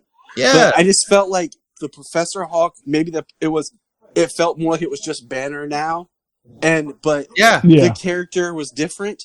I don't. For me, I didn't like it because I like the Hulk. I like that dichotomy of him trying to fight with himself. Even if he finds inner peace, that's fine, and they find a way to work together. But I just felt like the way Hulk was in this, it wasn't Hulk to me, and that's kind of what I was saying was they could have given us a scene where he used his Banner mind to get out of a combat situation in a more strategic way than Hulk would have. That would have paid off that marriage better. They should. What would have been? They should have just did Joe Fix It. Huh? What they should have had is they should have had a moment where you saw the Hulk's rage coming out. Yes, and and that was the one thing I was waiting for that they didn't really do. Yeah, and that's why I say I feel like we got let down by the Hulk in 2 movies, because in Infinity War he fights Thanos, he gets whipped, he's gone. But they teased us in the trailer that he was going to be, in the fight in Wakanda, and then in this, he doesn't ever fight. He doesn't ever do anything. That's why they should have went with the Gray Hulk. He's a smarter Hulk, but again, it's a different personality from Banner, so you could have had like the best of both worlds now. Although I am going to say the Hulk holding up the building. Well, Secret Wars shout out, Charlie. And that's great. Like, that's great of him. But that's all. I'm like, that whole battle, like, we could have cut back to him, but once everybody was out, he could just got out of the building and then joined the battle. Because I would have liked to seen him fight. What's his name? I can't remember. The black. One of the children, the big guy. the big like monster. Yeah, the Black Dwarf or something like that. Yeah, the one that they called out in Infinity War, where he's like, "Banner, you want a piece?" Oh yeah. I wanted kind of that. You're embarrassing me in front of the wizard. I kind of wanted Hulk to come running in and be like, "I'm gonna take a piece now." I kind of. But that last battle scene was so busy. Oh yeah, it was. It was. I mean, eventually you might have had that scene and just completely missed it. So, yeah, true. Yeah, because evidently I missed Korg the first time I saw this going on, and then there's Korg. I mean, there's a lot going on. Oh yeah, they were all there. Yeah, and I feel like everybody gets their little moment of hey, Ibabe. I love when Black Panther just came walking out, like you saw the sling ring open and he just comes walking out. Oh and then I like how I feel like everybody in my theater forgot about Captain Marvel. Because everybody's like, what are they shooting at? Like, what's going on? She comes flying in and takes out the ship. And then everybody's like, oh, yeah. Another person goes to space, gets a haircut. Yeah. Well, to get your haircut. Oh, it's 5 year different. Yeah, 5. Phil, you don't go to I like the shorter. I like the bob. I like it. She's working with her look. Too, yeah. And they're trying to show the passage of 5 years. I get it. In 5 years, you get a haircut. That's just, that's law. You grow a beard, or you get a haircut. Yeah, that's true. Or you get fat. I mean, that's just how it is. All right, we did Professor Hulk. Now, let's get to Thor, God of Calories. Oh, okay. He channeled the spirit of Volstagg. I love it. I liked it because it's if you look at Thor from where he started, think about the end of Ragnarok, where he was having just had his planet destroyed, his people are fleeing, and then they're sitting there on the ship, just left. Thanos shows up, half of them get destroyed. He watches Loki die. He watches Heimdall die. He gets hurt. He goes with the Guardians. So he's stressed. And then all of a sudden, like, he failed. And then his whole thing is he's sitting there, he's planning, he's plotting, he's ready for revenge. He cuts off Thanos' head. He didn't get his revenge. He breaks down. That's his mental breakdown. Like, he can't take it. He failed. He lost everything. And it's how he just he cracks. And then he has a psychological breakdown. Yeah. Oh, yeah, like Tony Stark in Iron Man 3, yeah. I mean, he's been holding it together with the death of his mom. Then, like you said, the death of his father. He had to kill his sister, and then everything else, he just snaps. And that's it. Like, that's his whole thing. Is like he's broken. And I thought he played it wonderfully as an actor. I thought those scenes, and he had some of the funniest lines in the movie while going through some of the darkest stuff. And he played both sides of the coin with every line to perfection. You felt that you felt his sorrow, but he would make an offhanded joke, and you felt the joke, and it landed. It was funny, it was on point, but he never betrayed the honest emotion of the moment by saying the funny line either, which I thought was a difficult line to walk, but he did it really well. And I don't know if this was intentional or not too, but when he had the more weight on, and the hair and the beard were growing out and everything, did anyone think he looked like Odin a little bit? Yes. And the dude. What's funny is Jania turns to me and says, "Is Thor just the dude now?" Right before Tony says, "Come on, Lebowski." Yeah. He does make the Lebowski joke to him. Tony Stark does. But I thought the coolest scene of all is when the battle is about to kick off. It kicks off with his eye coming blue, and that one crack of lightning. It was just such like a trumpet to war or something. It was the coolest moment ever. Oh yeah, and I love the fact that even though he is clearly a man who has let himself go, when the battle comes, he shows up and he is still. I am still the god of thunder. Yeah, don't let the beer belly fool you. You know? I have to give Marvel credit. I thought, once he picks up Stormbreaker, watch his body go back to its original setting. But I kept thinking that too. I kept thinking he'd call the lightning, and it would I thought once, him. And, I thought once the power was coursing through me, his body would go back. But no, and I was like, good for them. I was like, yes, Fat Man, yes. They're trying to get ample Americans on their side. That's all. Well, exactly. Well, they got the ample American to go twice this weekend. Oh yeah, I'm gonna go at least. I'm gonna go at least once more, probably twice more if I can. Yeah, I'm gonna go at least once more because, like what Charlie said, one. There's other stuff you notice, and then things that you're like kind of questioning about. There's so much stuff. You get to look out for. Yeah, Yeah, and I saw it in 3D, so there's a bunch that you miss because you're darting here and there because of the 3D. Yeah, and I've only seen it twice. I've seen it twice in 3D because Tristan wanted to see it in 3D. I may see it in the regular the next time. I saw it just in IMAX. Oh, I want to do that. Oh, the regular, even that last regular IMAX or 3D IMAX? Well, I just watched it. Sayla, Solomon, come here. But yeah, I just watched it on a regular screen and it still looked beautiful. So. Oh yeah. I'm not a big fan of regular IMAX, just because when I saw Captain Marvel in regular IMAX, I did not enjoy it as much as seeing it in just regular digital. It's got to be that's just my with IMAX in mind if you're going to go see it in IMAX. So they got to present it a very specific way. Yeah. Well, I grew up with IMAX theaters at the Detroit Science Center. Back when it was just used for nature documentaries. Yeah, like Pittsburgh. Even though those IMAX theaters are still bigger than the movie theater IMAX. Oh yeah. Movie theater IMAXs are huge, but yeah, if you go to one of those Science Centers, it's like half a dome. Oh yeah. Yeah, see that I could see because I used to love the IMAX theaters as a kid, but it's also weird to me because it is like 1980s technology. So Little Hellfire, how did this movie look on your phone screen?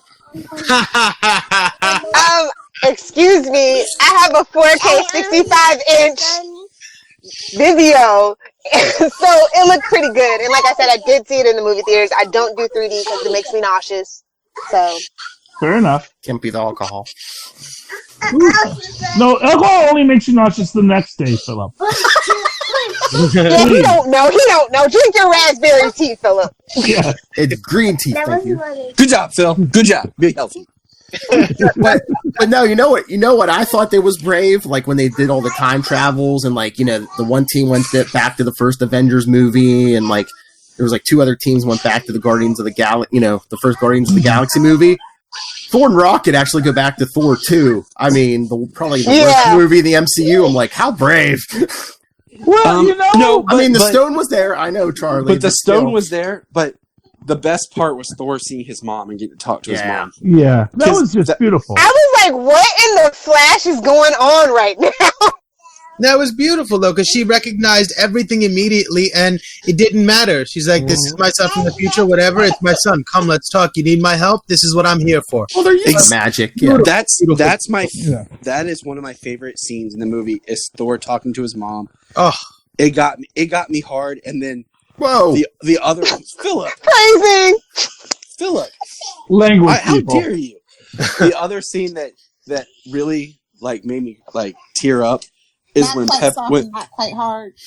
Pepper tells Tony it's okay, you can rest now. We'll be okay. Because I look at it from the eyes of a father, just like I said, I started the MCU single. We finished this. I got 2 kids. And I thought that was the most meta line too, is basically the characters telling Tony Stark, we got this now. Yes. Bye, Robert. Well, we can hire 3 actors with what we paid you. But again, like I said, when Avengers 5 Electric Book Alive comes, and we get Kang, Robert's going to show up. Robert's going to show up. Young man Cap is going to show up. It's all going to be there. Charles, I don't think so. Is Robert? No, wait, I got it. Is Robert going to make cameos as the hologram? I was going to say. Did he upload his brain? But see, I want to say that's what we would want as fans. But I think that would be betraying the story of what they did. Maybe hologram Iron Man trains a replacement. Now, I will say though, I feel like it's kind of like how I felt when they brought Coulson back. When they brought let me put this to you.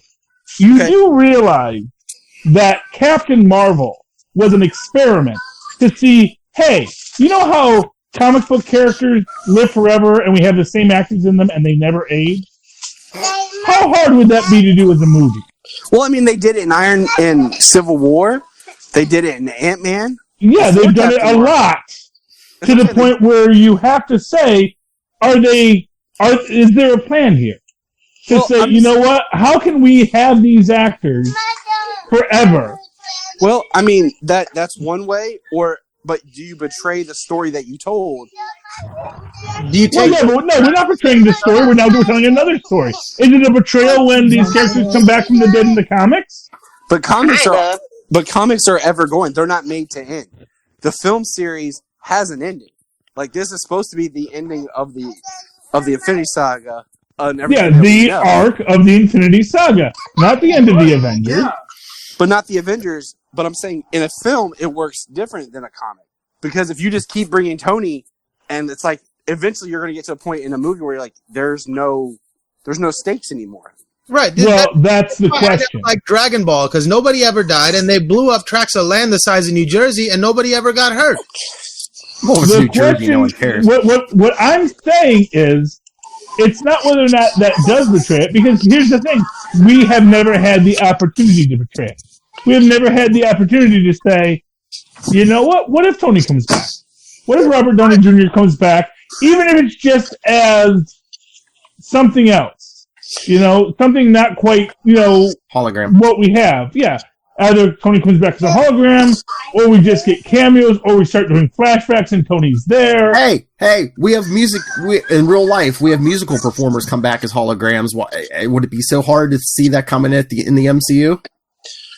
No, I mean, especially if Tony uploads his brain or something. But at the same time, like I said, it just kind of it's the same way I felt about them bringing Coulson back on Agents of S.H.I.E.L.D. I mean, I don't want to see a holographic Tony Stark in a whole movie, but I mean, you could have like a cameo somewhere. I mean, you could do a cameo and just like, but I think if you're going to do that, you need to wait. Or if you do a new Iron Man or Iron Person, like Lil said, Shuri, or if you get somebody else in that suit, Tony could be the AI in the suit. Well, here's what I'll say. We're going to have at least 2 to 3 years before we get to the next Avengers film, because we're going to be building stuff out. So having Tony coming back in Avengers 5 Electric Boogaloo with the Kang Saga, with the start of the Kang Saga. In fact, here's my prediction. You're going to actually get in somewhere in the next couple films the start of the Kang Saga. You're going to have stuff, now that time travel battle has been unleashed, the questions of the of time travel and Kang are going to be an ongoing issue. Well, something big is coming because they said they're not announcing what's coming next until after Far From Home comes out. Right. Yeah, and that's what, and I think they've already filmed. They already have movies filmed. Oh yeah. What do you think they have filmed? Well, I thought a while back they said that they were doing a Black Panther sequel, of course. There's going to be a Captain Marvel sequel coming. They've already said Guardians of the Galaxy 3 is happening. What about this Black Widow movie? Are they just faking us out? Was that just to... Unless it's a prequel or something. I think it would be a prequel. Once again, I don't want a prequel Black Widow. No. Because you're going to ruin the character that I just experienced and I liked. Yeah. But I think one that's possibly very strong to drop and to have been filmed or in production right now is Doctor Strange 2. I can't wait. Oh yeah, it's a couple years out, but I think they said that's coming too. But see, I don't think it's a couple years out because they have to have something for next year. They have to because think about it. They were doing 2 to 3 movies every year. Yeah. And then when Far From Home's done, we just have to wait 2 to 3 years for something. Yeah, something's coming, but they said they're not announcing it. Yeah, that's why my one thought is a Doctor Strange 2 has been either shot, it's in production right now, and that it's going to be revealed. Maybe at Comic or C2E, not Comic Con. They don't do that anymore. But they'll after Far From Home, they'll surprise us. What if they're doing something with Fantastic Four or X-Men? What if they're waiting until after Dark Phoenix comes out to announce that? Well, I know that. What do you call it? Feige said it's going to be 5 years before they'll do anything with X-Men. I don't think it's 5 years. It was something like that. It might be on a part of their deal, though. Oh, maybe it might be. Maybe So I would be fine with Fantastic Four. That's a property that Marvel definitely needs to have, and they need the Marvel touch that has not got treated well. But I'm just saying, there's some things going to have to be released next year. Yeah. And I think the easiest one that people's kind of forgot about is Doctor Strange, and it would be easy to kind of shoot that under the radar. Yeah. Then all of a sudden surprise us with Doctor Strange. I'm just thinking it's fantastic. Maybe it's Fantastic Four because they said that they're not announcing anything until after Far From Home. You announce a MCU Fantastic Four is coming, the internet's going to explode. Or it'll be something out of left field like a Namor or something that we don't see coming. Did they get the rights back for that? I thought Universal definitely was holding out for that after the whole Hulk fiasco. I could not remember, to be honest, but I'd be down for that. Yeah, but I was going to say, I don't see them doing anything with Namor, though.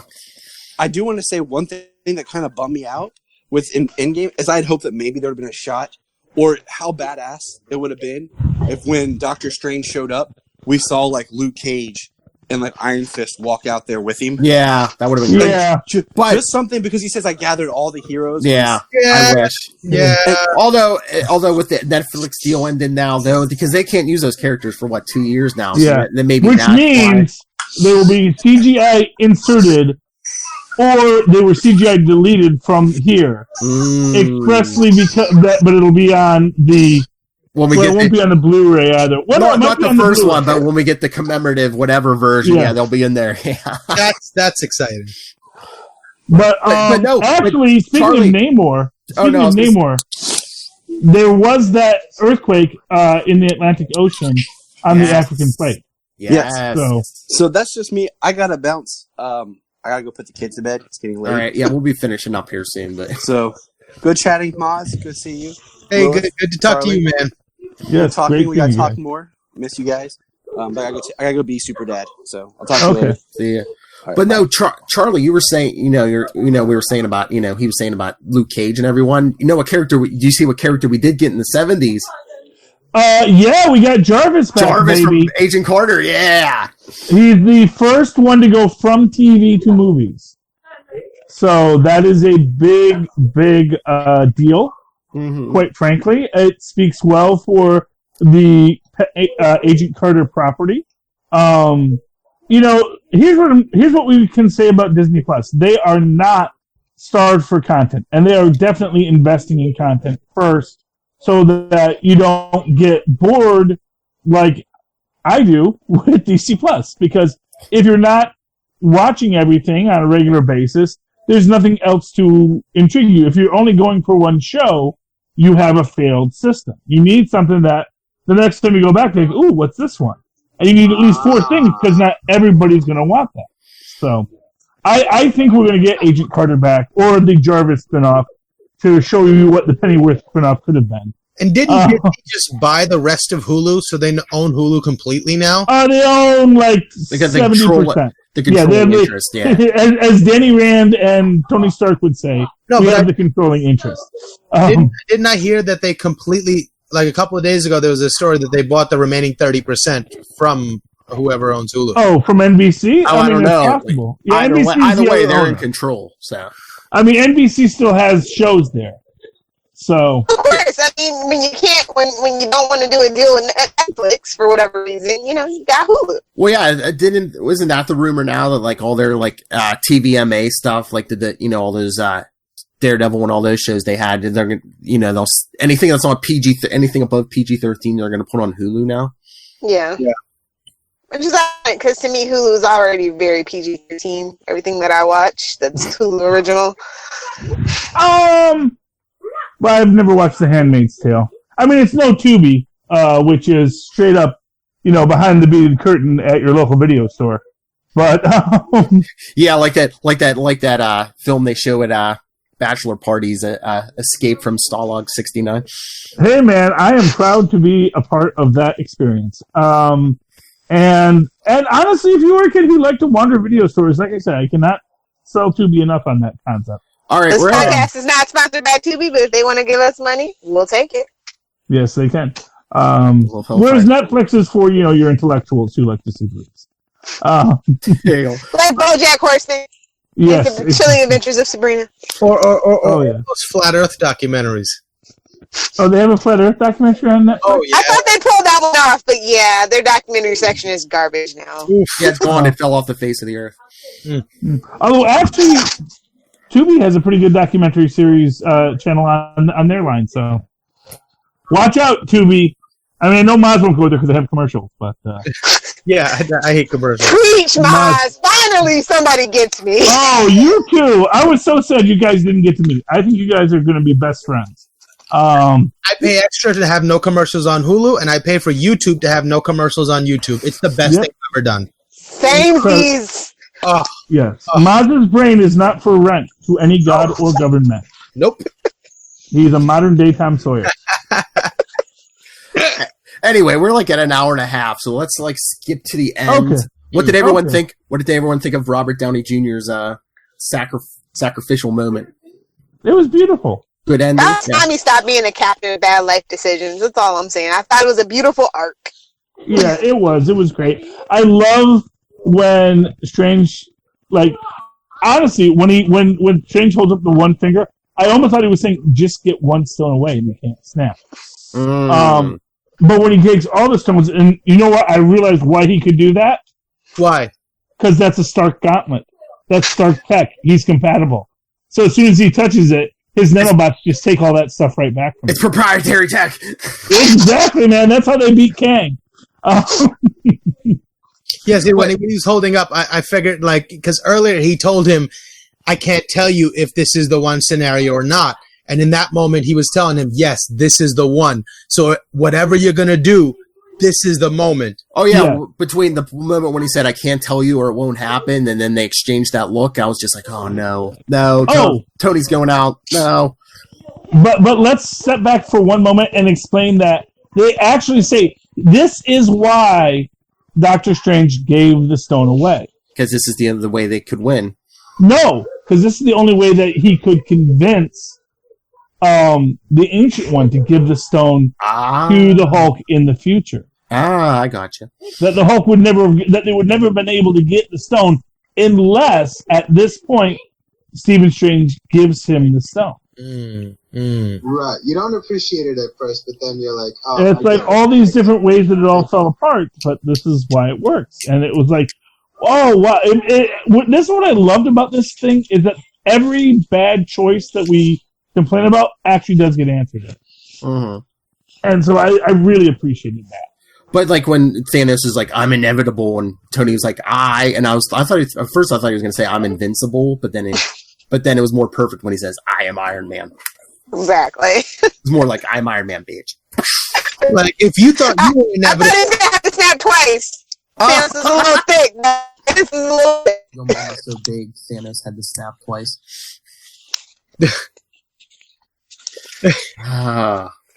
Wayne's World.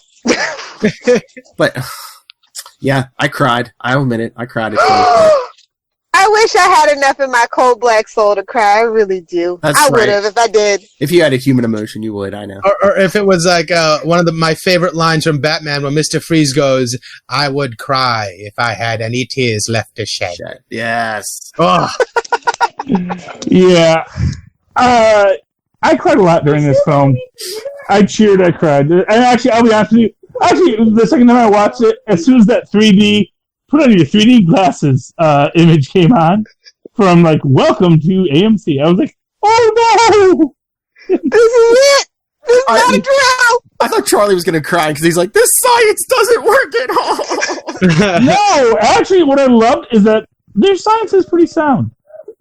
Their science is pretty sound throughout. They don't give a lot of detail, but they really that they call out, like, look, you can't go by what science fiction says for what time travel should be, because there are a lot of very big brains who think about this all the time, which is what I thought was fun about this, because, again, even though they all say it's ridiculous, none of them really want to walk away from it, because they say, well, in theory, you could do it, but not the way you think, because you're an idiot. But we could possibly do this. So I really love, honestly, you know what just hit me? No more science bros. Yeah. You know what? And let's read maybe Richards Banner and Pim can hang out. And Reed Richards if we get Or Shuri. Yes! Or Shuri. Mm-hmm. Shuri is so dang millennially condescending, though. Yeah, a little bit. Oh my god. It's like, you know what, lady? Why don't you go fight a falling city and you tell me how much easier designing Disney You leave would my be for favorite you. Disney princess alone. You leave her alone. She's lovely. I'm not saying that. Hey, why didn't you just copy and select all? That was a big Yes. contribution. Exactly. That's what made her smarter than Banner. I think they.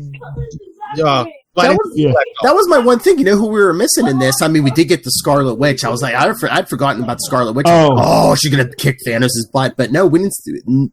I mean, they kind of mentioned him, but we didn't see Vision. Wouldn't the Vision be the easiest one to They're bring? saving that for the TV show. No, because Vision died before. Yeah, Only- yes, but he's an artificial being. Can't they rebuild him? No, but no one's had it. They will, but not yet. Yeah. Everyone literally just got back, Phil. That's true. Well, I mean, Stark and Banner were still there. Yeah, but Shuri got snapped too. I know. And that essentially, you know what? And let me tell you something. They originally weren't snapping Shuri, but then someone realized, oh wait, if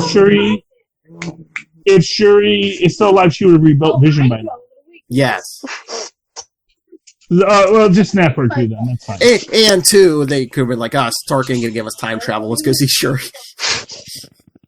Well, yeah, that too. Yeah, At that point, they definitely would have, but of course, she had been snapped. Yeah. So I think originally they weren't going to snap her, and then they kind of, because really you don't need her to have been snapped there until the very end. But then someone realized because they had originally said that she did survive the snap, but then they retracted that, and yeah. But it's because otherwise she would have rebuilt the Vision, and they hadn't shot any scenes with Jarvis for that. So I have a question. Are they going to give Falcon the super soldier serum too? Because otherwise... Well, they don't have the super soldier serum. Right, so then what is he doing holding up that shield? Put it down! Because he's Captain America! How dare you! Don't need serum to be Captain America. No. You can't be Captain America. Come on! Yeah, okay, first off, he was Captain America in the comic books. Yeah, I know, but he's just a guy. So you can be is Batman just a guy? Well, he has a crazy guy, but I mean, he has military training. It's not like he's just a guy off the street. As he said in Winter Soldier. I do what he does, just a little slower. On your left. But also he can fly. Semi-phenomenal powered cosmic whatever Captain America now? Give the shield to Bucky. At least he has that robot arm to throw that shield Thank you. Yeah, but Bucky doesn't want the shield. And that's the thing. And Bucky never wanted the shield. They're doing a TV series with Falcon and Bucky. So. Yeah, it's going to be called Captain America and Bucky. Yeah. Cap and Buck. That sounds like a fan fiction that I read. Oh, it's gonna, honey, it's going to be explicit. You wrote it, Lil Hellfire. Except PG-13. I don't know what PG-13 for gay romances is, but it'll be it. They hold hands! Hey! And a big A. I think that's how that works. Yeah, it's Will and Grace is a PG-13, so whatever Will could do. I wonder, he's not dead, because they said Chris Evans is going to do a voice for that What If animated series. I wonder if we're going to get old man Steve Rogers in yes, we are. They love the old man property. At least the first episode. Again, who do you think is going to be the new director of S.H.I.E.L.D.? Ooh. You're going to see old man Cap showing up like freaking old man Stan Lee. Exactly. you know, until they decide to do that very special episode where he gets de-aged, you know, for one more time to have an adventure. Because unlike other times, he still has the super soldier serum. Yeah, so he's like, hey, but he can actually still kick your butt. You know? I know he was frozen after World War II, but doesn't the serum slow his aging somewhat? It's supposed to, but they decided not to do that. I was gonna say, yeah, that's not in continuity. Tachyons, break it down. Yeah, because or more specifically, we really don't know how many times he went back and married Peggy Carter. As long as it wasn't honeymoon night. Lilith. Or maybe he thought he could fix a lot more things and tried, and then just said, "No, I'm putting everything back to normal." And he spent, 500 years out there trying to fix it. And he's like, "All right, I'm done. Here, you take the shield." Unless he took the serum out. Yeah. And this canon that eventually he can die of old age. Yes. Eventually, but yes, it usually takes like 500 years. So. All right. So should we put a pin in it there? Well, I mean, I don't know how many pins we need in things, but yeah, we can call it. I think we did a great thing. Oh, I can't wait for As Guardians of the Galaxy. Yes! That, I think, is the biggest reveal of this whole... Gunn's coming back. And Gunn's coming back to direct it, and he's going to have Hemsworth, too. Crazy thought here. Did they actually stage the entire gun firing just so that they could delay Guardians of the Galaxy 3 till after this and not have any kind of leaks about Thor being in it? They're diabolical if they did. I think they might be. It was like, wait a minute. Is it going to happen? What's going on? But they already shot a bunch of it. And maybe this was just so that they didn't have to shoot the Hemsworth stuff. Like, how could we put this project on hold for like a year? Disney is more organized than most world governments, okay? Please. They are the world government secretly. Come on, Philip, get your head out of your butt. Well, I wish they would stop making it a secret. We could use a country run like this. We're all buying Disney Plus. Give us Utopia. Come on. Yes. Anyway, I just got my low battery warning. Okay, so let's I hope he means on his computer. No, on my phone. I'm on my phone. I meant your device. We're supposed to be doing homework, but it's actually goofing off now. All right. I thought you were coming out to us as a robot. I did not hide my robotic American status. So. Ample robotic. I have got a lot of hyphens. All right. So I don't know if since this was Avengers Endgame, if this is the first time anyone's joined us. But yeah, we do this every week. We do this on a podcast. But send us your thoughts on Avengers Endgame. We'll keep reading them. capesandlunatics@gmail.com. Follow us on Facebook, facebook.com/capesandlunatics, @capeslunatics on Twitter, Capes and Lunatics on Instagram. The voicemail, 614-382-2737. That's 614-38-CAPES. Check out all our stuff at capesandlunatics.org. It's a work in progress. And if you love the specialized theme music this week, you can get your own from Mikey Flash at Mike Schmidt09 on Twitter, and you can always email him, musicspeedforce@gmail.com. The best! That's right! The best in the business. All right. Mr. Maz Manzor, where can people talk to you? Oh, they can email me at mazmanzor@gmail.com or find me on Facebook under Maz Manzor. That's MOZZMANZOOR. Hooray! So many double letters around here. It's true. And Lilith Hellfire with 2 H's in the middle. Where can people find you on the internet? If you nerds want to find me on the interwebs, you can tweet me over on Twitter at Lilith Hellfire. If you're on the gram, at Lilith Hellfire 86. Because 69 was taken. Fight me, nerd. Isn't it always? So, Anyway, 3 people in an 86? what? Well, 69 is 2 people doing it upside down. I'm saying it's 86 involve a third person. Let's hope so. We'll have to look that up in the comment section once we get done off this podcast. All right, Charlie Esser. Let's let it rip. If you'd like to write to me in an old-fashioned email way to where moms and poms once did. Do so at superconnectivityblog@gmail.com. That's superconnectivityblog, all one word, all at gmail.com. And of course, follow me on the Twitters as we live tweet Agents of S.H.I.E.L.D. starting May 10th. Yay! as well as Cloak and Dagger, The Orville, and many other shows. At Charlie Esser, that's Charlie. ESSER. It's the 2 E's in the middle. Ping! For quality. I was going to hit the button. I was like, wait, Moz is right here. Moz is right there. I was wondering. I was thinking about it. I was like seconds away, and I was like, wait, he's sitting right there.